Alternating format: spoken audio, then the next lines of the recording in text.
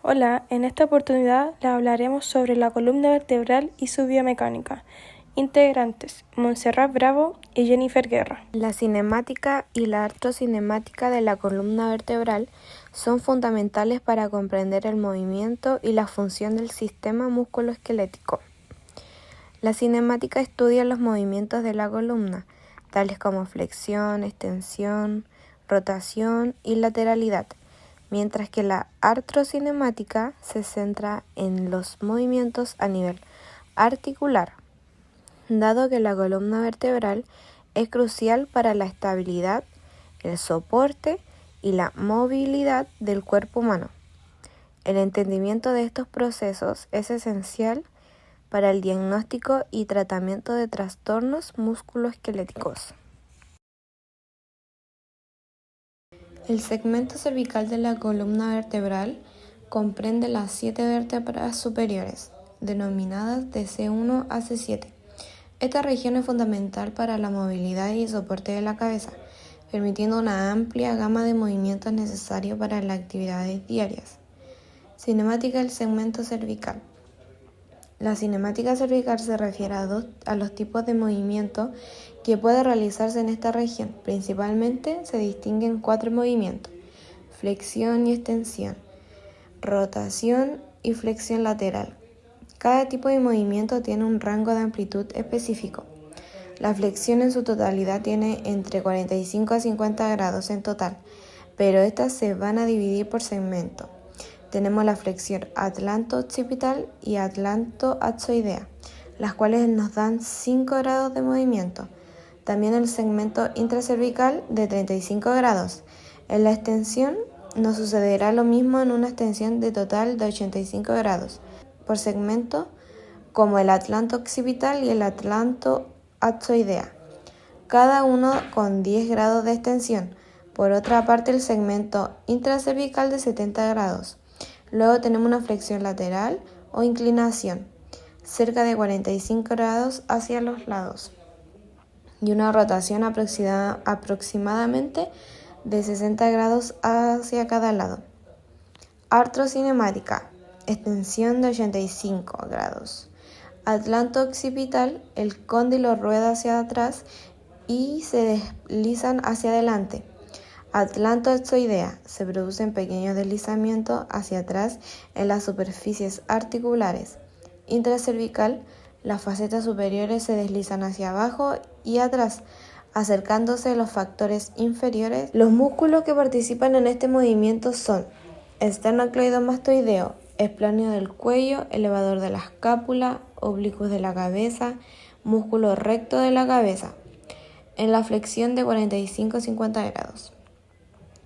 Atlanto-occipital, el cóndilo rueda hacia adelante y se desliza hacia atrás. Atlanto-adzoidea, pequeños deslizamientos hacia adelante. Y el segmento intracervical, las facetas superiores se deslizan hacia arriba y hacia adelante.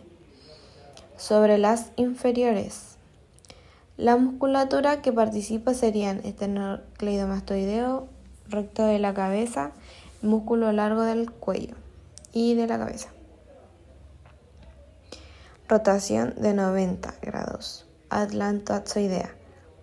El movimiento es en esta articulación. El atlas rota alrededor del diente del axial, mientras que las facetas inferiores del atlas se deslizan hacia adelante en el lado contralateral y hacia atrás en el lado ipsilateral, intracervical.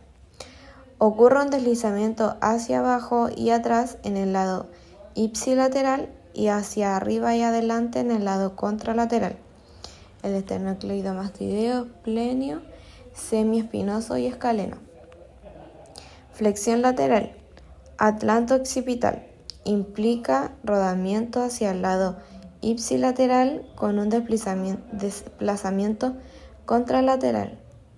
Intracervical, en el lado ipsilateral de las facetas superiores se deslizan hacia abajo y atrás, mientras que el lado contralateral se desliza hacia arriba y adelante. Su musculatura correspondiente sería el esternocleidomastoideo, el escaleno y el esplenio. Continuamos con el segmento torácico. Cinemática del segmento torácico. La región torácica de T1 a T12 se caracteriza por su conexión con las costillas, lo que limita su movilidad en comparación con otras regiones, pero le otorga una función protectora importante. Los movimientos principales en este segmento son flexión de 30 a 40 grados, extensión de 20 a 25 grados, rotación axial de 30 grados, inclinación de 25 grados. La musculatura que participa en este segmento torácico y lumbar serían los mismos. Flexión de 30 a 40 grados, recto del abdomen, oblicuo internos e externos, transverso del abdomen en extensión, músculo trapecio, espinoso, músculo lingüísticos, iliocostales, semiespinosos, multifodos, rotadores, interespinoso, intratransverso, psoas mayor y cuadrado lumbar. En rotación axial, trapecio, longuísimo del cuello, cervical, iliocostal lumbar cervical, espinoso torácico y multiforo y rotadores y oblicuos. En inclinación, trapecio, músculo espinoso, longuísimo, iliocostales, semiespinoso, multifodos y rotadores. La artrocinemática del segmento torácico se refiere a los movimientos específicos que ocurren entre las superficies articulares de las vértebras torácicas durante las distintas acciones de la columna vertebral. Este segmento tiene características particulares debido a su relación con las costillas y el esternón, lo que le otorga estabilidad, pero limita el rango de movimiento en comparación con las regiones cervical y lumbar. Movimientos principales de la columna torácica. En la flexión, las facetas articulares superiores de las vértebras torácicas superiores se deslizan hacia arriba y adelante respecto a las facetas inferiores de la vértebra subyacente. En este movimiento está limitado por los discos intervertebrales, los ligamentos amarillos, interespinoso, supraespinoso y la cápsula articular. Extensión. En la extensión, las facetas superiores se deslizan hacia abajo y atrás, sobre las facetas inferiores. El movimiento está restringido por el impacto óseo de la apófisis espinosa y la tensión en los ligamentos longitudinal anterior y cápsulas articulares. Rotación. Durante la rotación, las facetas articulares se deslizan en direcciones opuestas. En un lado se produce un deslizamiento hacia adelante y el otro hacia atrás. En este movimiento es mayor en los segmentos torácicos superiores y disminuye progresivamente hacia los segmentos torácicos inferiores. Inclinación lateral. Flexión lateral. En la inclinación lateral hay un deslizamiento hacia abajo y posterior de la faceta del lado ipsilateral al movimiento, mientras que en el lado opuesto hay un deslizamiento hacia arriba y adelante. El movimiento está acompañado por una ligera rotación contralateral debido a la orientación de las facetas articulares. Terminamos por el segmento lumbar. El segmento lumbar de L1 a L5 está diseñado principalmente para soportar carga y permitir movimientos amplios de flexión y extensión, como movimientos más limitados de flexión lateral y rotación. La orientación sagital de las facetas articulares influye significativamente en los tipos de movimientos permitidos y restringidos por esta región. Flexión 50 grados, extensión 15 grados, flexión lateral de 15 a 20 grados, rotación axial 5 grados, artrocinemática. Flexión.